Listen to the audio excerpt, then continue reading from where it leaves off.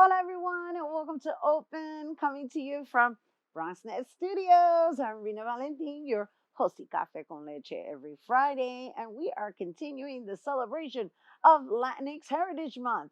Here's what's coming up in today's show. Leading things off, we speak to Women's Empire's founder and CEO, Anika Joseph, to discuss the Love Shouldn't Hurt event, to bringing awareness and attention to domestic violence and healthy relationships. Then we'll speak to Bronxnet's Director of Community Affairs, Audrey Duncan, to discuss this year's upcoming Community Media Day and the great strides Bronxnet brings to raise awareness for free speech and accessible media for all. After that, we are joined by Harlem Hellfighters on a Latin beat, director Rosalba Rolón and cast member Jose García as they discuss the new Latinx musical coming to the Pregones PRTT's 2022-23 Mainstage season. Later on in the show, Bobby C brings us an up-to-date with the latest headlines in the world of sports. And lastly, this week's Open Artist Spotlight shines on writer and poet Nathan Dillard with a performance at the end of the show. So sit back y prepárate. All this and more is headed your way because now we are officially open.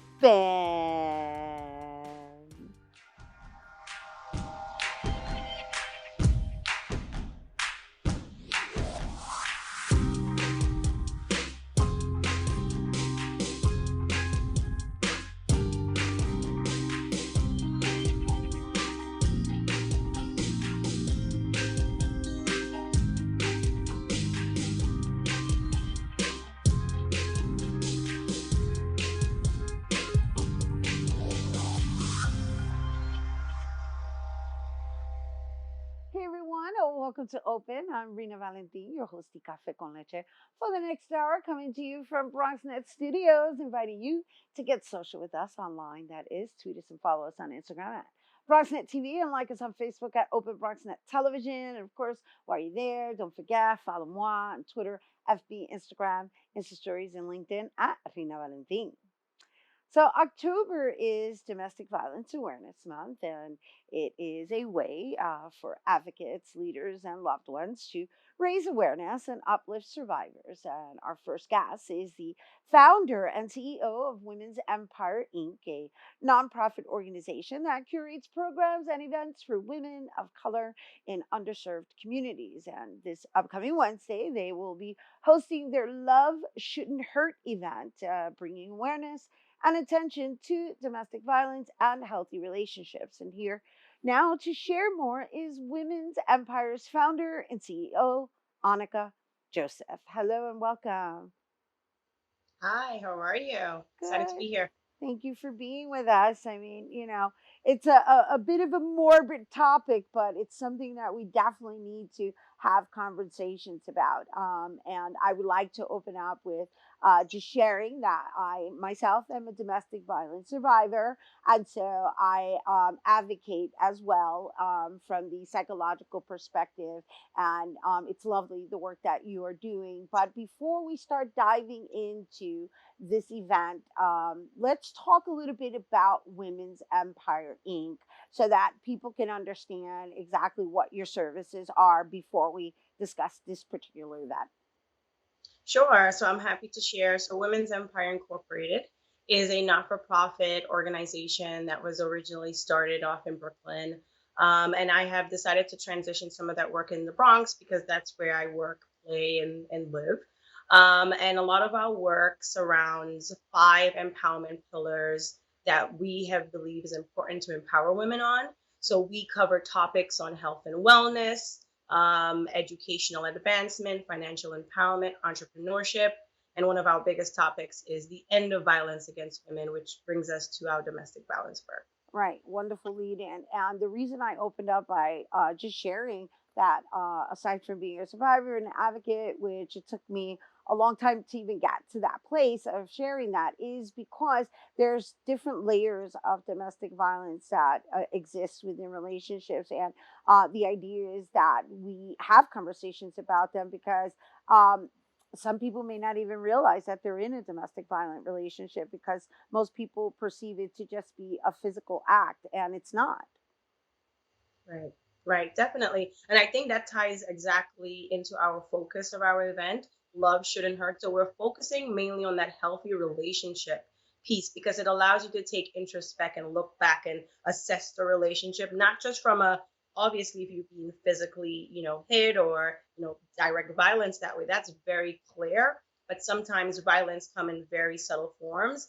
And being able to recognize what is a healthy relationship is very important as a foundational piece for any relationship, but especially for folks who are in domestic violence situations. Right. And so when she says, violent relationships, like, the first thing that always comes to people's minds is the physical aspect of it. But, it presents itself in financial forms, it presents itself in emotional forms, it presents itself in psychological forms, through communication. I mean, there's so many different uh forms in which it shouldn't hurt, right? Which is the whole point of our conversation and your event. And so when people come to this event, like what is it that they're going to learn with regards to healthy relationships? So, what's very important is for us to always set the record straight and call it out as is. What is domestic violence? So, we want to get down, we don't want to water that down over the years, even though we've all heard about domestic violence from birth. So for the most part, we like to get down to what is, so we like to call out the definition of what these words are, so folks are clear. Then we want to get into what does a healthy relationship look like. So there will be folks who are way more experienced than I am at the table to talk about what does a healthy relationship look like with a man, with a woman. What does healthy look like with my parents? It doesn't have to necessarily be a intimate partner. It can be a family member. It could be something else. So talking about that, and a big piece of our program is the dialogue. Like we want to hear from the folks who are at this table. This is not a panel event where we're just talking to you. We want to hear from our community, and this is why this is a free and open event to anyone because we want to hear from folks who are survivors, who are in the situation, or we actually want the folks at the table who are not necessarily informed about this information. So you can look forward to definitely hearing from speakers, survivors, and a big piece is celebrating the fact that folks have been able to transition out of these situations. So we will have a portion of our service dedicated to a tribute. So we will have artists, singers, poets just there to just share tribute, share a song.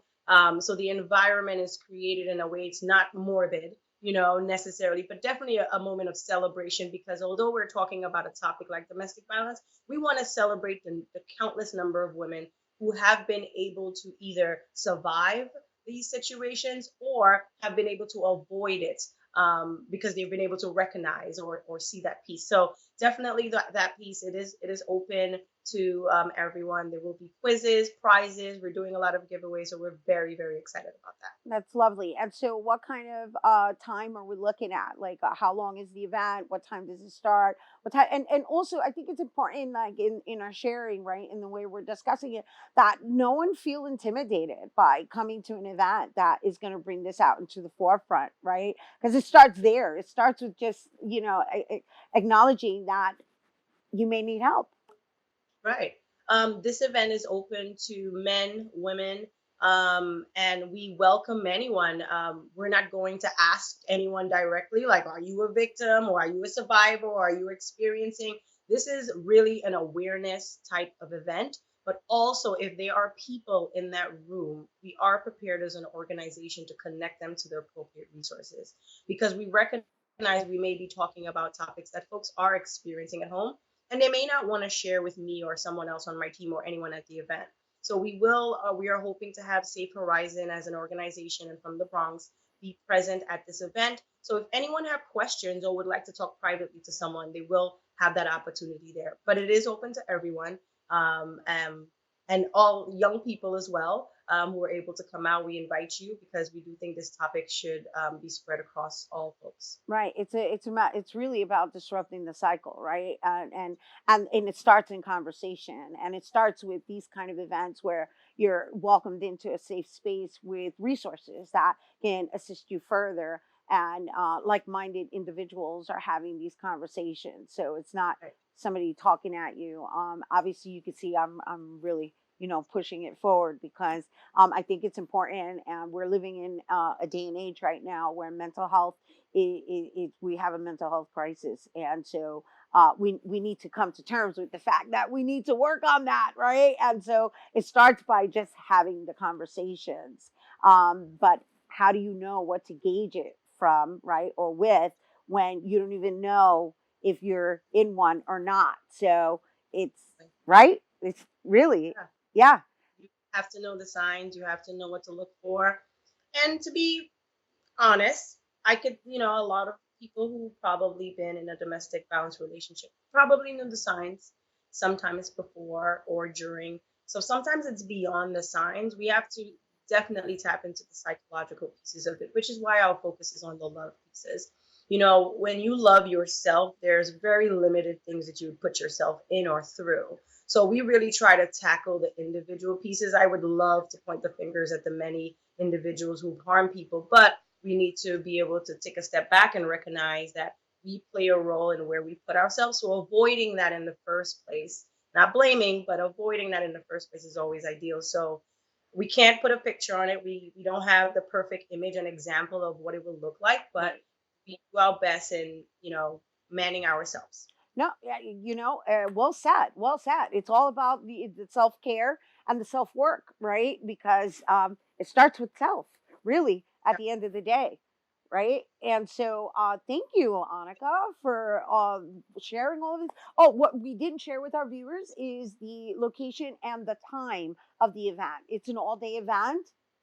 So this event is from 6 to 9 p.m. So we make our events very accommodating to folks who have jobs, and it's always free. So this event is October 19th, from 6 to 9 p.m. It's going to be at 1345 East Gun Hill Road, Bronx, New York, 10469. That's at Ultimate Grill. That is 1345 East Gun Hill Road, Bronx, New York, 10469. So really looking forward to that. It's a 3-hour event. And again, it's open. We do have some portion in the time for networking. So folks who love to network and interact with others, we definitely welcome all young professionals, entrepreneurs to come out. And it's all being sponsored by the Mayor's Office of Neighborhood Safety Initiatives, right? Correct. Yes. Wonderful, wonderful, wonderful, wonderful. Thank you so much for bringing it here to our viewers. Once again, everyone, Anika Joseph, founder and CEO of Women's Empire Inc. And the Love Shouldn't Hurt Domestic Violence Awareness event is taking place on Wednesday, October 19th from 6 to 9 p.m. at 1345 Gun Hill Road in the Bronx. And for more information, you can visit womensempire.org. All right. We have to take a quick break, but when we return, we'll hear about this year's upcoming Community Media Day and the significance of community based media. Don't go anywhere.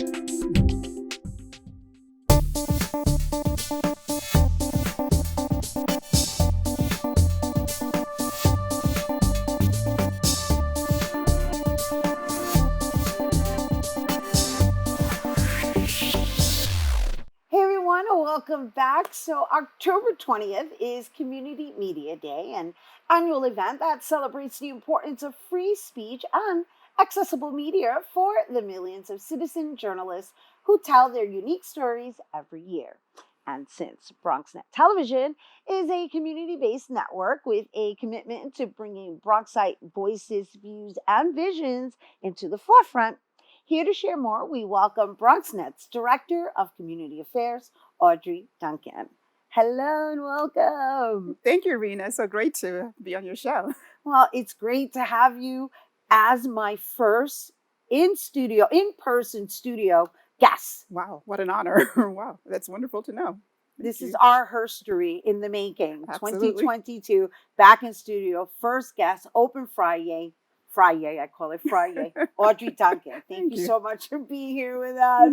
And it is so lovely to be in your presence. October 20th, Community Media Day. Let's share with our viewers what that actually entails and maybe perhaps share a little background on it. So Community Media Day was started a number of years ago by Elise Anon, and she is a staff person at Brick TV in Brooklyn. You know, they're our friends. They do work similar to what Bronxnet does. And, you know, she was on point because, as we all would agree, that it's important to highlight the importance of community media. So this is a nationwide thing. There are hundreds of community media centers around the nation, and we are happy to join with all of them in celebrating such a day. We work closely with the Alliance for Community Media, and they definitely push this day, and they are great at bringing all of our centers together. And so that's the day, but the day of Community Media Day, that is October 20th, is also taking place during Free Speech Week, right? So it's so important that we have these conversations because it's so important that we have all these different perspectives. So I'm going to assume that was intentional. Right. And so now that the media plays a role in this Free Speech Week, what exactly are the, I guess, exercises that are being implemented and or workshops and or hashtags for that matter? So with Bronxnet, what we're doing is actually highlighting so much of what we've been doing over the years and our growth that is taking place right now in terms of workshops that you mentioned. We have a brand new director of education, Timothy Coleman, and he has a great lineup of classes for the Bronx public. So they should visit the website and look for those classes. He has classes in things like immersive media technology, so they can get into Hollywood style producing at a different level. We have classes in things like acting, so that you know our fellow Bronxites can become the great master actor that you are if they've seen you. So and many more classes to help people bring out the great creative artist in them. Well, I appreciate and thank you for flattering me on air. Love that. You know, I love that. The truth. No, but all jokes aside, you know, as also being part of the Bronxnet family for 16 years now, I have to say and share with you all that it's been quite fascinating to see how we pivoted, right? And despite the circumstances, remained in a moving forward fashion. We had to acclimate to the virtual execution, right? This show became open BxRx, and we had to shift. And yet, throughout all of that shifting, we are still expanding. And so, how do you see our growth since, let's even say, pre-pandemic? What can we share with our viewers that they may not know about Bronxnet? So pre-pandemic, we had come forward more than 25 years from our start. We had grown. You were there for our growth over the years. You saw our increased number of programming, our increased number of services to Bronxites, to students. And when the pandemic hit, I think some of us may have been worried about, wow, how are we going to serve without being here in our facility? But it was amazing to see how every staff person really, you know, pivoted with ease in serving our community, you included. Our signature shows pivoted to doing virtual shows, interviewing guests virtually from your own home base.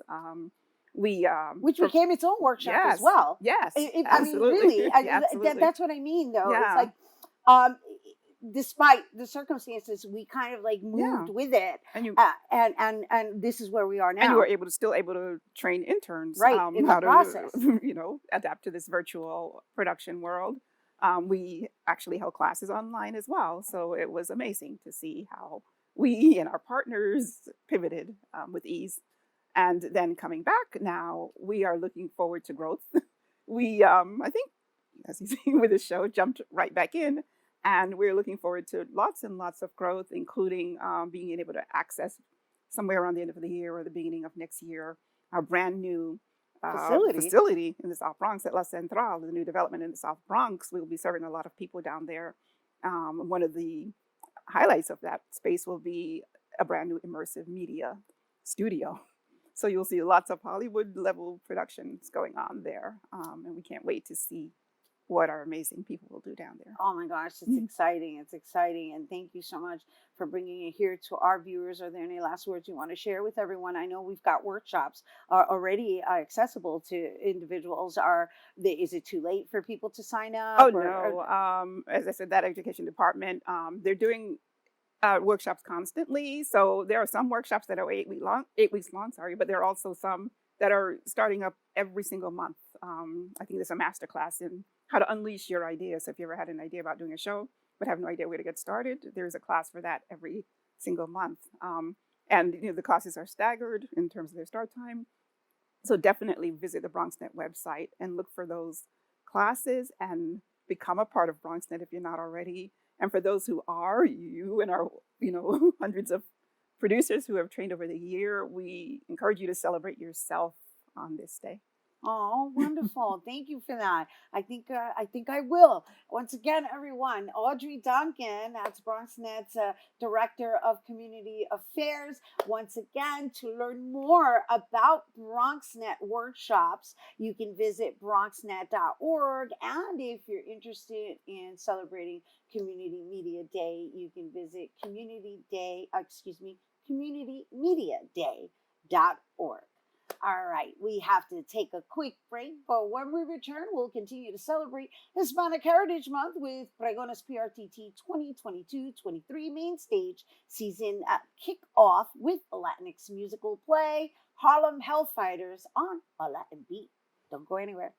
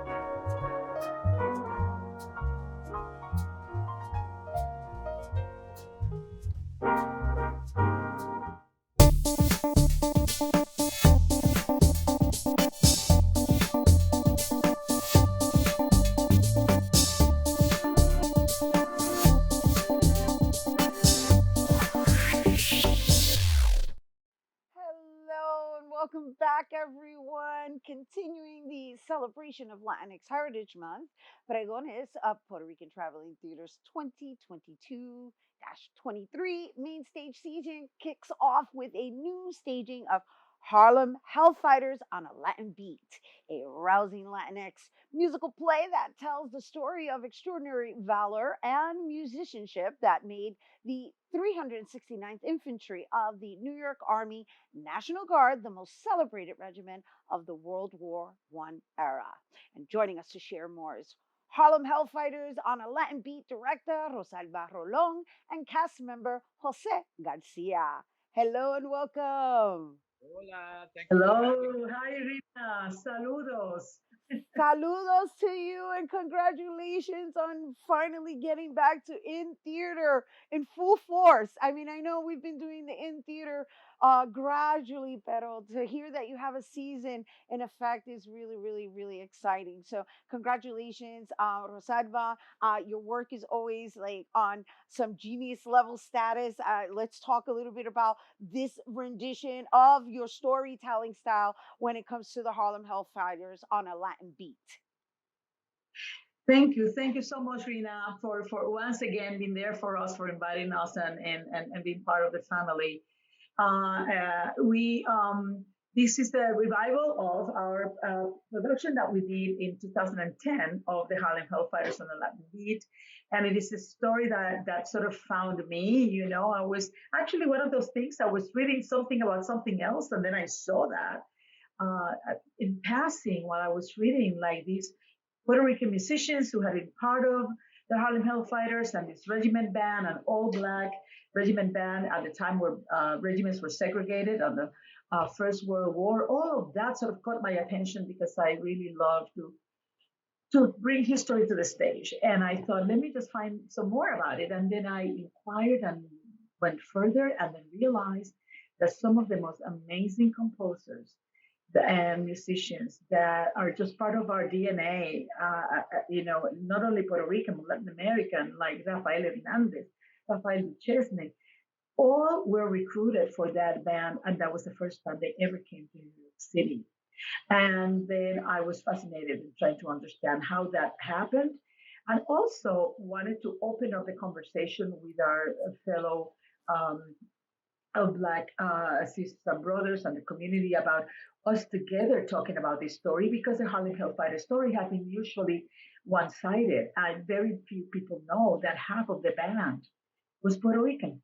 Wow. And so that is what I wanted to bring to the table. I know, and it's wonderful, and it's so important that we also learn our own history. And I love the style in which you educate us, right? I mean, it's actually a performance, it's going to be a presentation, and now we're going to let Jose Garcia speak, who's actually playing the character of Rafael Hernandez. What has this journey been for you? I mean, were you in it in 2010, Jose? You know, I was not in it in 2010, but if that gal on Broadway had trouble filling the shoes of Barbara Streisand, try filling in the shoes of Danny Rivera, who originated this role, right? Mm. It's been such a great pleasure. And for me, being an Afro Boricua who grew up, born and raised in the Lower East Side, who had an Afro, we go back to the beginning of how that all came to be, and it wasn't appropriating. So the story, one of the genius things about how Rosalba writes and directs is it's not a pamphleto. This you watch this thing, you see all these incredible reveals, and that I get to play Rafael Hernandez is a dream. Anything that has a character that's Rafael Hernandez has to be watched, for crying out loud. So it's been really, it's been a real challenge, but also I've been able to really dig into the history of even more so of because it's a New York City story. It's a Puerto Rico story, the two things, right? That connection. And also, me being in New York, who I was born and raised in the Lower East Side, and the Lower East Side was Puerto Ricanos and African Americans, not sprinkled. We were together. So this speaks to me in a really beautiful way. And what in the research that I was doing, and your choice in conceptualizing Rosalba, which is so admirable. I can only imagine what we're all going to experience once we're there, right? Because the angle in which you've chosen to take, what should people expect when experiencing this musical?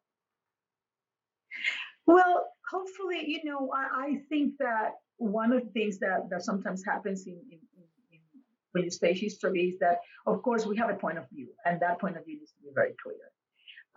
I don't believe that there is, um,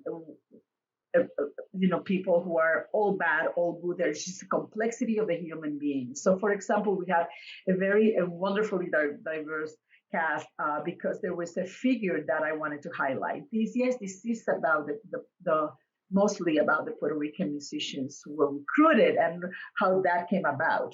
But there was a figure that we wanted to honor, and that I think that all Latinos, all Puerto Ricans also should know, and it's Lieutenant James Reese Europe, who was the man who was commissioned to, because he said, I cannot find what I need, and this amazing, the first Black conductor to ever conduct at Carnegie Hall, for example, when he was only 29 years old.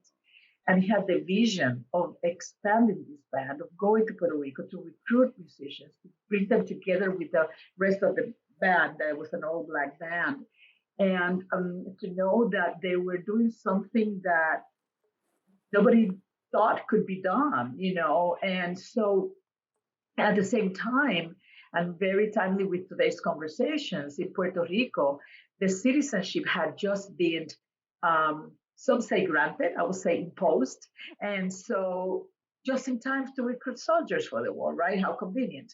So all of that is sort of approaching the story. Believe it or not, some of it is very funny and some of it is not as funny. Right. And that's what people get out and say, we now know who this amazing James Reese Europe figure was, but we also we also can boast that all of these musicians contributed to the magnificence of this first all Black regiment band in New York City. There was another one in Illinois, but this one sort of, made it to France, got the highest honors in France. Some of the musicians were called back to play with the symphony orchestra in Paris. I mean, we're talking about the launch of many careers. Also, I want to call the attention to what we take for granted today in the Bronx. We go by Casa Amadeo. What a beautiful, beautiful, beautiful store that we all must support.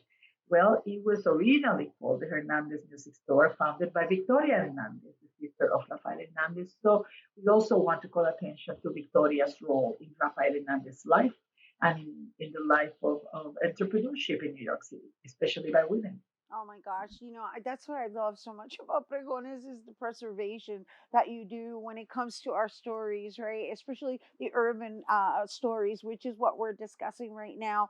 And so I know you have a full cast, you have a full band as well. This is all being led by Desmar Guevara, right? So That's right. let's talk about, I know you did a benefit performance for artists in Puerto Rico. So I know the show runs until the 23rd of October. And I want us to really encourage our people to understand the importance of us supporting our own stories. So, what do you think we need to leave people understanding in this particular interview, so that they understand the importance of really supporting our stories and learning our own history, especially through this art form? I mean, it's so lovely what you guys provide. It really is. Yeah, for me, Thank you. this thing that we called musical theater, right? And having our wonderful director Rosalba, I love musical theater, but when you watch this presentation, I think it challenges, or we see the presentation of this American art form called musical theater in a very different way, in a very Pregones way, right? It's just filled with these, had a person, is it just challenges aesthetically what musical theater should look like, and people are just going to leave there definitely knowing more, and I dare say they're going to leave watching this musical and going, I got to go home and research more about this. I want to know more about Rafael Hernandez. I want to know more about James Reese Europe. I want to know more about this connection with African Americans, Puerto Riqueño aquí en Nueva York. It's a beautiful, beautiful story, and it's about people who took great leaps of faith. In 1917, Rafael Hernandez was already in North Carolina. I dare say that James Reese Europe, even before that, he was already coming in contact with Puerto Rican musicians. This is our great island. Right. And Yeah, Yes, go ahead, Rosalba. sorry, and I just wanted to do an extra shout out to the SMART because imagine making an arrangement of 35-piece orchestra for a 7-piece band, and that music is amazing. The work that he's done. So I just wanted to. We have had a lot of young musicians come to see the show, and which is I feel is quite very interesting and says a lot about what young musicians and young artists are wanting to do today. Right, and the idea is that they're being educated in the process, and so again, going back to the importance of us learning our stories, and to piggyback off of what Jose was saying, once I started diving in deeper, I started digging deeper and started recognizing like, wow, I don't know this history. And I'm not ashamed to say that on air because that's the whole point of this is to invite everyone to just really research a little further and in the process be entertained, right, with the genius work of both Rosalba Rolón and Desmar Guevara. Mhm. Yeah. Thank you And so that's much. why when we have a character called Duchesne that we talk about who wound up conducting orchestras in France, and it's really deep that you're hearing this story, and you definitely are seeing that straight line from Duchesne to Desmar Guevara that you're watching live on stage. Yeah, I can't wait to experience it myself, and we Mhm. certainly thank you for bringing it here to our audience. Rosalba Rolón and Jose Garcia. Once again, we are talking about Harlem Fighters, excuse me, on a Latin beat. They are that Rosalba is the conceptual creator as well as the director, and Jose Garcia plays Rafael Hernandez. And once again, the Harlem Hellfighters on a Latin Beat is running now through October 23rd at Pregones PRTT in their Manhattan Theater, which is located at 304 West 47th Street between 8th and 9th Avenues. And if you're interested in tickets and more information, you can visit pregonesprtt.org. All right, stay tuned because Bobby C's Weekly Sports Roundup is coming up next.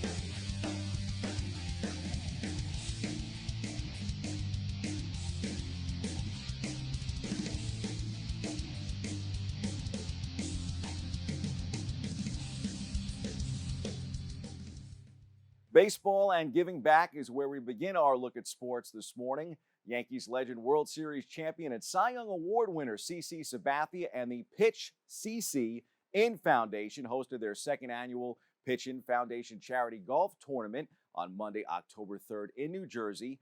The Foundation Charity Golf Tournament is in year number 2 for the event and for Sabathia.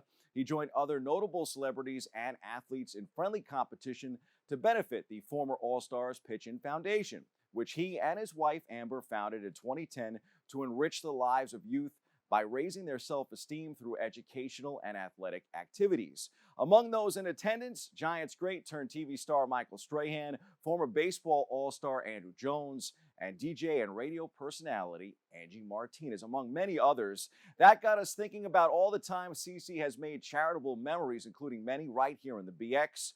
For this Turn Back the Clock segment, CC's celebrity softball game at Yankee Stadium. Roll 'em.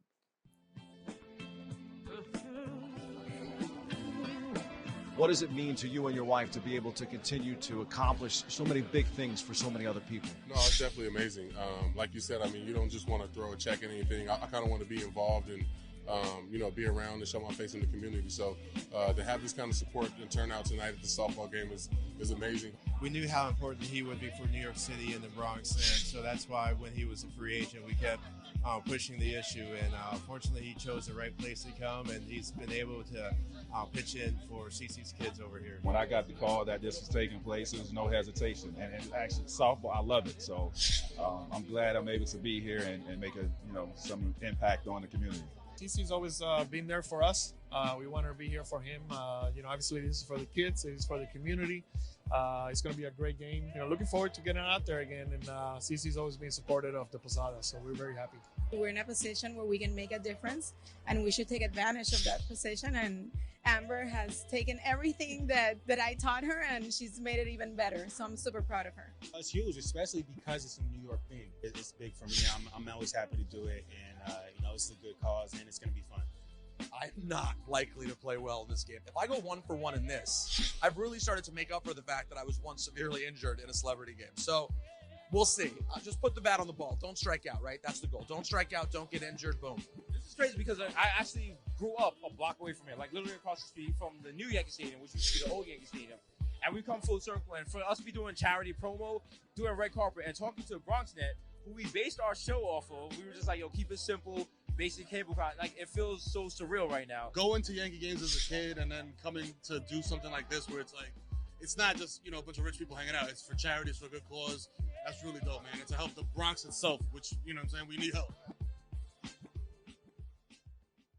CC's still dealing greatness even in his retirement.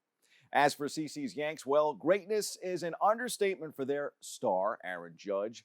The Bombers dropped their final 2 games of the regular season, but the last road series of the year in Texas saw the Judge etch his name into baseball immortality. Judge broke Roger Maris's American League record for the most home runs in a single season, hitting his 62nd homer before heading into the AL Division Series. Considering that Barry Bonds, Mark McGwire, and Sammy Sosa's links to PED use when they accomplished the feat, many argue Judge is the true all-time leader. More on his incredible year in my C list. We shift gears to the world of racing. A slick late race move by Chase Elliott carried him to victory lane at Talladega Superspeedway recently in the NASCAR playoffs. Elliott is the only driver with 5 victories this season. No one else in the playoffs has more than 2. Elliott already qualified for the round of 8 with his Talladega win and is among the favorites to win it all this season. Here's more with the NASCAR star. When we took the green there for the restart, I thought my opportunity to win was to get up in the top lane. It was certainly a risky move, but I felt like we had accumulated a decent number of stage points throughout the day, so it made me feel a little better about moving up there and trying to give myself a shot to win. I just didn't think I was going to be able to win from the third lane in the bottom row. I'll tell you, even at 26 years old, Chase is already a NASCAR Hall of Famer. He now sits on 18 career wins to go along with a championship. I expect plenty more from him to come. In the world of IndyCar racing, we've got a fresh face in the series, fresh off placing 5th in the 2022 Indy Lights Series. Danish racer Benjamin Peterson will compete for AJ Foyt Racing in IndyCar in 2023. After an Indy Lights career resulting in 1 victory, 11 podiums, and placements of 4th and 5th in the previous 2 championship campaigns, Peterson will move up the ladder and compete in the NTT IndyCar Series for 23. We caught up with the driver.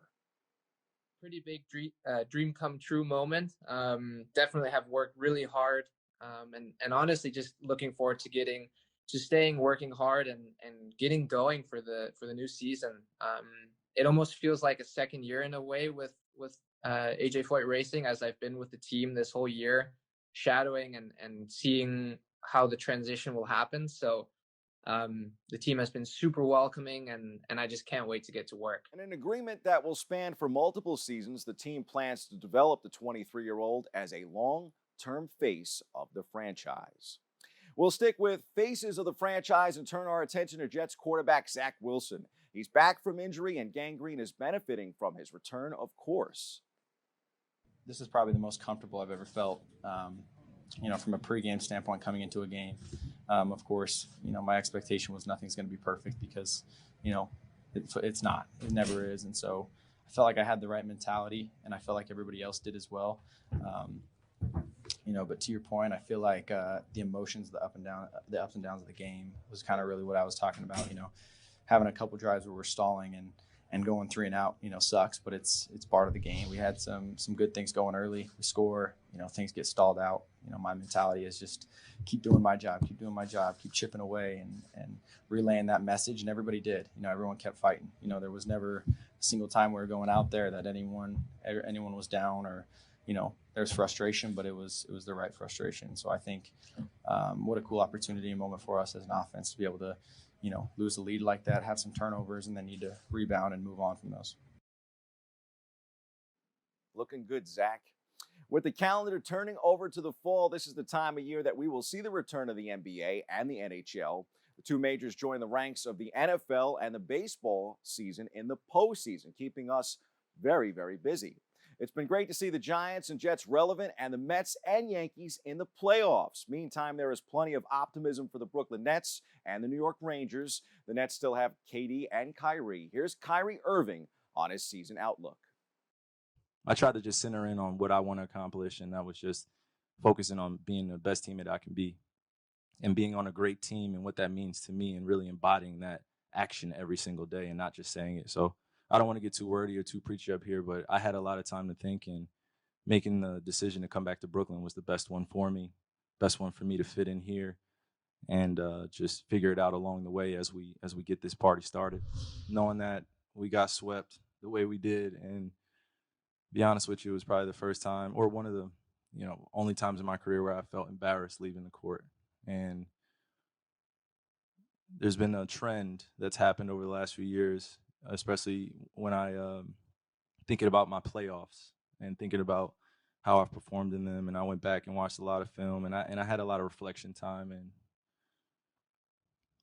just gave me peace of mind knowing that there was something more to strive for coming into this next season. On the ice, the Broadway Blue Shirts have found themselves a star in the making, at least in my opinion. Despite playing 63 NHL games last season, including 20 in the playoffs, Braden Schneider isn't assuming anything going into year number 2, though the 21-year-old defenseman has been a bright spot heading into the season and should be a fixture in the lineup, if not now, in the near future. We go back inside the locker room for more with the Rangers.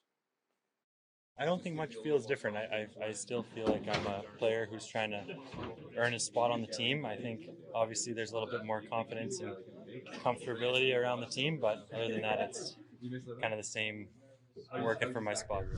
You can't take anything for granted. It's the NHL, there's a lot of great players and everyone's gunning for the same spot. So I think just making sure that I stay humble, stay even keel, and making sure that I'm giving it my all every night. Those are the headlines. We hit the C-list for Judgment Day.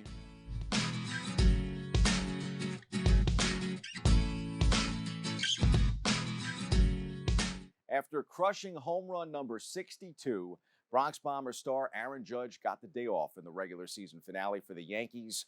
As a result, his season finished with a mind-blowing MVP caliber 311, 425, 686 line with 62 dingers, 133 runs, 131 RBI, 16 stolen bases, an 11.5 F1 WAR, and that's a stat that digs deeper into the total value of team wins. What a season. With all due respect to Shohei Ohtani, Judge, as I've said, is the American League most valuable player. It's closer than we think because Ohtani was even better in 2022, but Judge's offensive campaign was absolutely historic. I waxed poetic recently that I think it's the 6th best season in Yankee history, but I think I'm wrong. I think it could be slightly better than that. Judge just had the best offensive season in Major League Baseball since early 2000s, Barry Bonds, and it was also a top 20 season overall, offensively speaking, at least in history. He came up just short of the Triple Crown, but this stat right here is crazy. Judge led Major League Baseball, the home run race, by 16 home runs over the Phillies' Kyle Schwarber. He finished with 46. Judge's 62, that means 16 homers over that margin, over the second place hitter, is the largest since Jimmy Fox's 17 home run margin over Babe Ruth in 1932. Ruth holds the record for the biggest gap between number 1 and number 2 In that case, it being 35 more than George Sisler in 1920 and 35 more than Bob Musil and Ken Williams in 1921. Those kind of numbers certainly are eye-opening. And how about this amazing coincidence about Judge's record-setting homer? On that day, number 99 hit number 62. The Yankees' record was 99 and 62. 61 years after Maris hit 61, Judge blasts 62. How can you not be romantic about baseball? I would say case closed for Mr. Judge, but he and the Yanks still have one more thing that they've got to do, and that's win the World Series with him in pinstripes. That's your look at sports. I'm Bobby C. Keep it locked on Open. We'll be right back.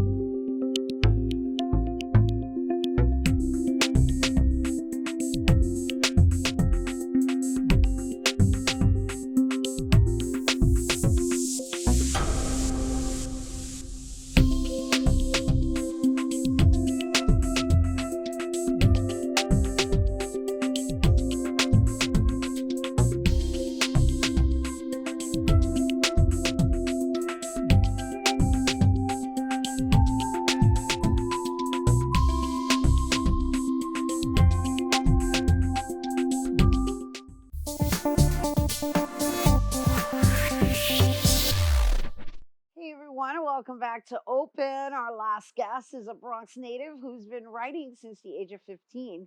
He uses his inspiration from emotions such as love, trauma, and personal experiences to evoke a dramatic and comedic tone. He's also the author of Lost in Wonder.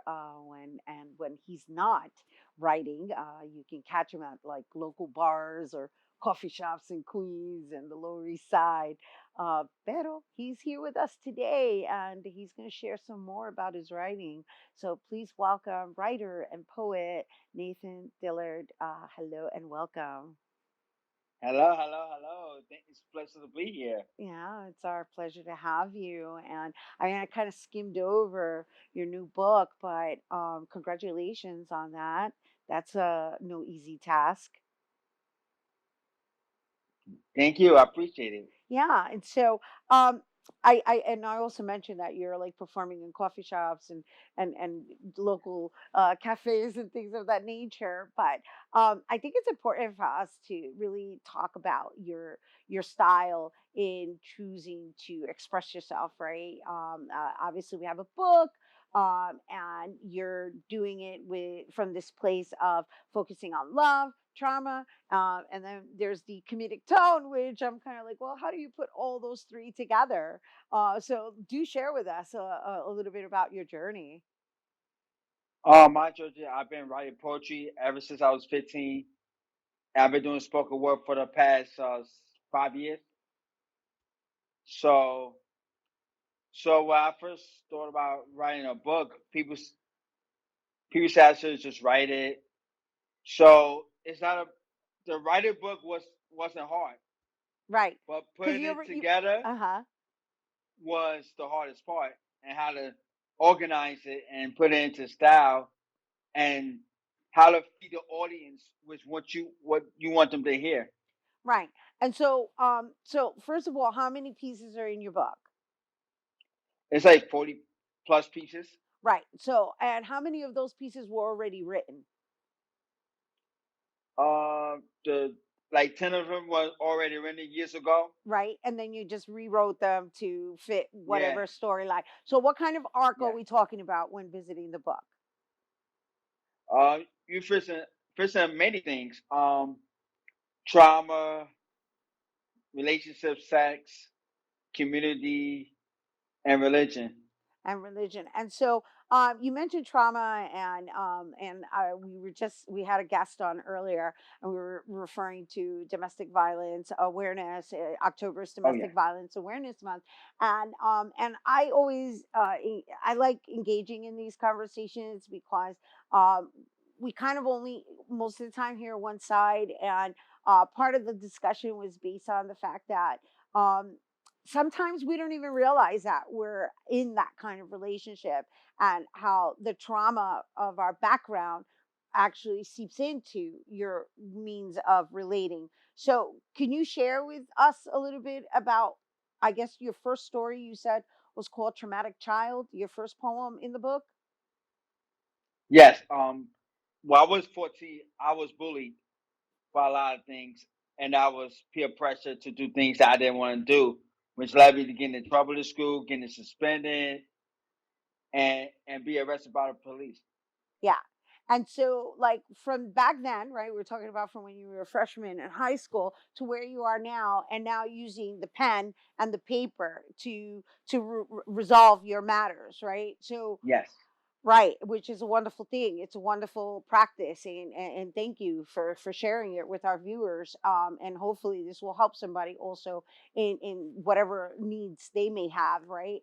But coming from there to where you are now, like, what have you learned in I guess the traumatic experience of whatever self-work you had to do, from a psychological perspective of being bullied and almost becoming a bully yourself, right? Because that's what happens, right? Because it's like, Yeah.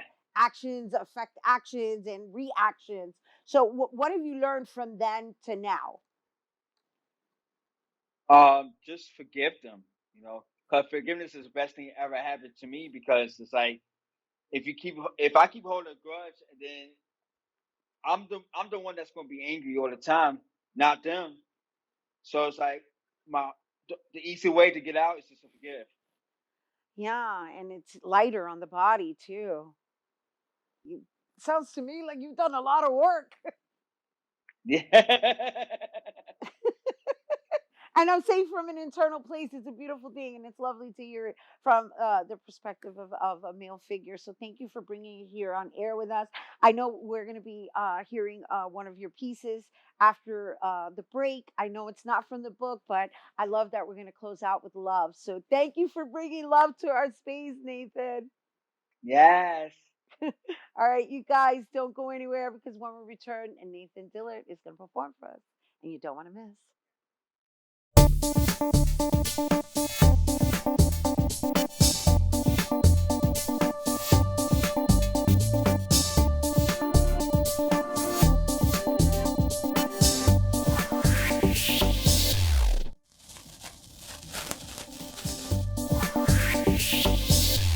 Hey everyone, welcome back here now to perform. Let's give it up for Nathan Dillard. Next stop, happy. Out of all the trials and tribulations that I went through, I get to transition from my heart from hate to happy. I get to transfer myself from depression to excitement, to get to my destination, to enjoy the beauties of my wonderful being. Whatever happened in my past, I could forget what almost killed me and just leave it alone. Waking up not having to worry about a thing really saved my life, because my eyes is fixed on the one that can save me. My next stop is happy. Thank you. That was Nathan Dillard, everyone. And for more information, you can follow him on Instagram at poetically.neat. That is our show today, mi gente. Thanks to all our guests for coming through, and to you, our viewers, for tuning in. If you missed any part of the show, you can check out the recablecast tonight and 24 hours a day on Bronxnet.tv. I'm Rhina Valentin, and from all of us here at Open, may the universe provide paz, prosperity, y amor. Happy Latinx Heritage Month, mi gente.